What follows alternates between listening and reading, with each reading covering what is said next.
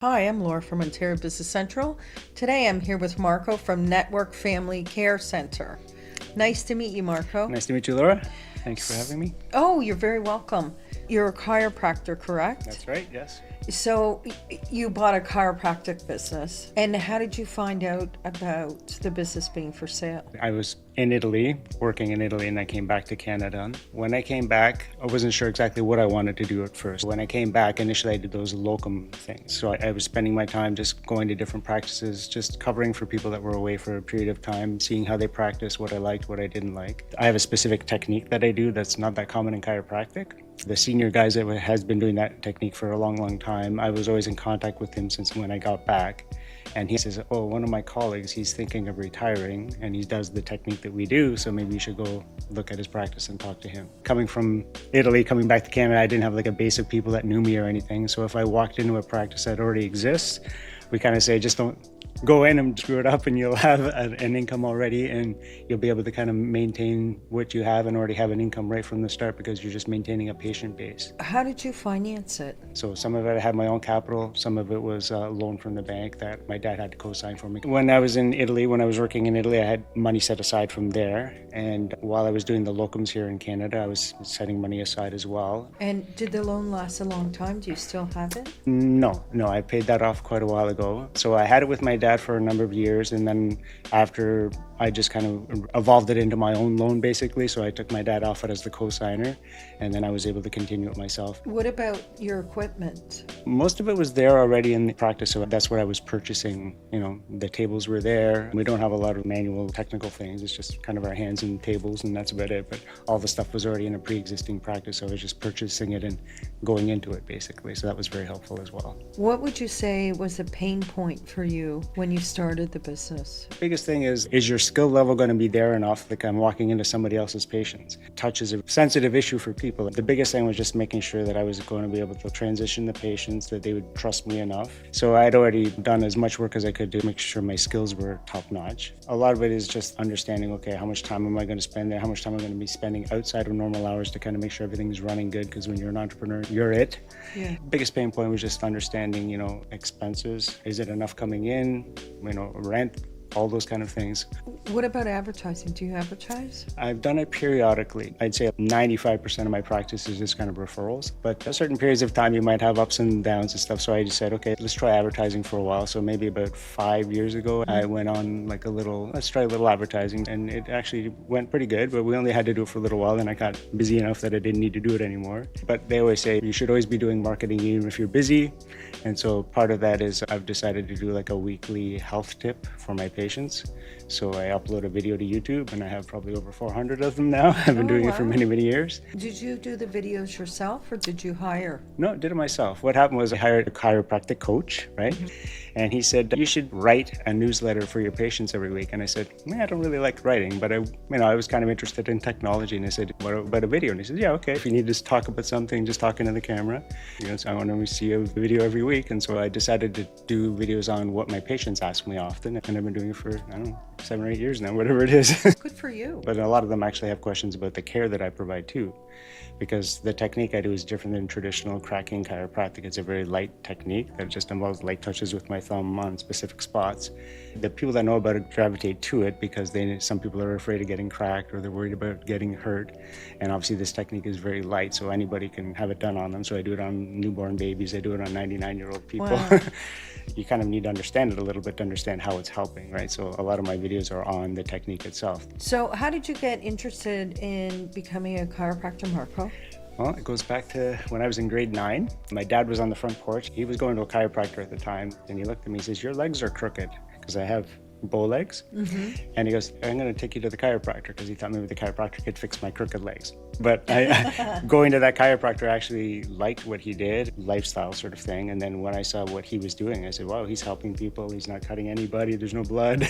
He's using his hands and he's just talking. I get to enjoy my life, but I get to help people. And I decided to go to University of Guelph, got my human kinetics, and then went to chiropractic college for another 4 years here in Toronto. I knew I wanted to go to Italy because that was my goal, to kind of go over to Italy, learn Italian better, travel, and be a chiropractor over there. So Marco, tell me what it was like to start your business as a chiropractor in Italy. I went to Genova and I worked at that clinic for about 6 years. My aunt lived in Italy as well, and so she lived sort of in the south of Italy. Genova was up in the northwest side, so I would go down periodically to her, and she would tell everybody about me. And so I would start seeing people in that city. There aren't that many chiropractors in Italy, and I was actually the first chiropractor ever in that town. And when you're in Europe, word of mouth is everything there almost, right? So there's the bravo dottore americano, right? You're the American doctor, and they always have a reverence for somebody coming from far away sort of thing. Right. So, do a good job, and the word got out pretty quick. So that was my Italy story, I guess. So I had that practice at my own thing for, I guess, maybe 11 years, something like that. We don't get to meet very many people who have been an entrepreneur in two different jurisdictions. Right. What were some of the differences in being an entrepreneur between the two jurisdictions? Yeah, Italy is kind of very well known for its bureaucracy, and that was something I learned very quickly. You have to have a lot of patience because very often something they say could be done in an hour, it could be a week, it could be 2 weeks, it could be like months. You need to be very flexible in Italy because things might not happen the way you think they're going to happen, or people might not do what you think they're going to do, and a lot of red tape and things like that to kind of understand. And chiropractic itself in Italy, it's not really legal. It's in a sort of a legal gray zone. So there's no actual like a governing body for chiropractic in Italy. So anybody can say they're a chiropractor and put up a sign and say I'm a chiropractor, and anybody can do it even though they're not really an official chiropractor. So a lot of it was just educating the public. So yeah, we're actually like a doctor from North America, we're not just a guy putting up the sign. So Marco, tell me some of the highlights of having your own business. Biggest highlight, I would say, is just being able to create the life that you want to live.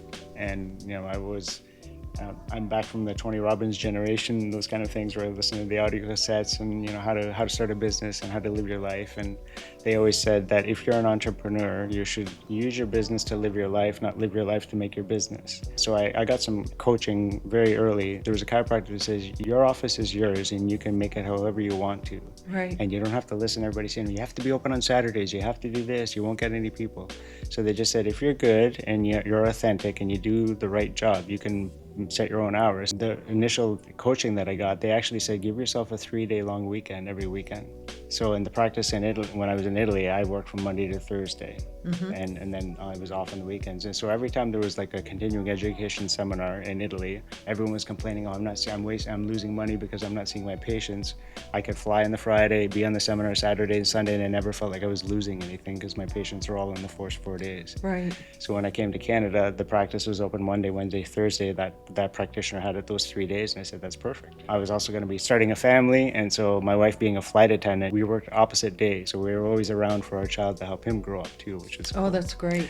And so that's one of the great benefits of being an entrepreneur. You kind of choose your life and make it that way. So I've been able to kind of design my life, and even when I made my hours here in Canada, and when I was in Italy, the same thing. I gave myself enough time to exercise and have my lunch. So, Those are really good ideas, actually. yeah. I don't think a lot of entrepreneurs think about things like that. Yeah, a lot of it is push, right? Yeah. And just to give you an example, in Italy, what I noticed is when I got there, a lot of chiropractors, because there's so few of us, I would be working in this town and somebody would come from like maybe 2 hours away on a train and says, oh, you got to come to my town because I know a lot of people.